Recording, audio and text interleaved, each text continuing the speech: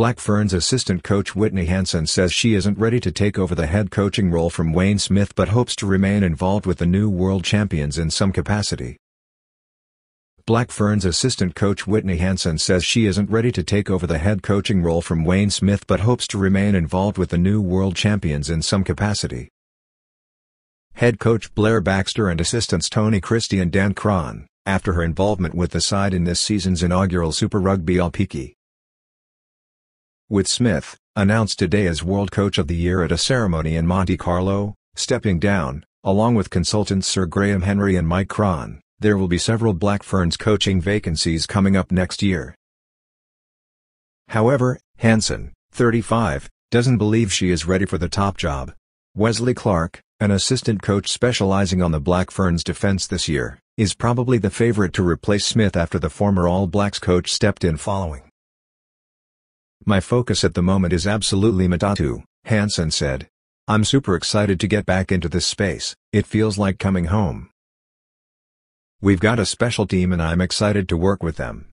In terms of Black Ferns appointments, I know they're looking to advertise a head coaching role but personally I'm not in a space, I don't feel ready to apply yet. I would love to be a part of that moving forward, but that would probably depend on who gets the head gig and whether or not that person wants me to be part of their team."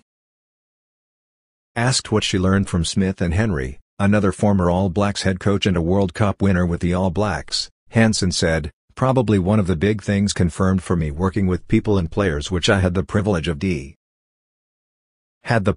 doing, is people first, player second, and if you look after who the person is, that helps the player thrive and that's been a big part of my philosophy coaching and that affirmed it to me this year." Smith played a huge part in rekindling the Black Ferns' self-belief after their disastrous European tour 12 months ago, and Hansen said his World Rugby Award was very much well-deserved. "He's a special man and I'm pretty proud of him.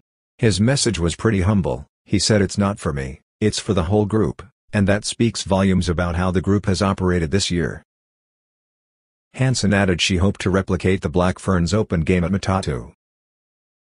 "We want to play attacking footy," she said. "That was one of the points of difference for the Black Ferns at the World Cup and it will be a point of difference for us."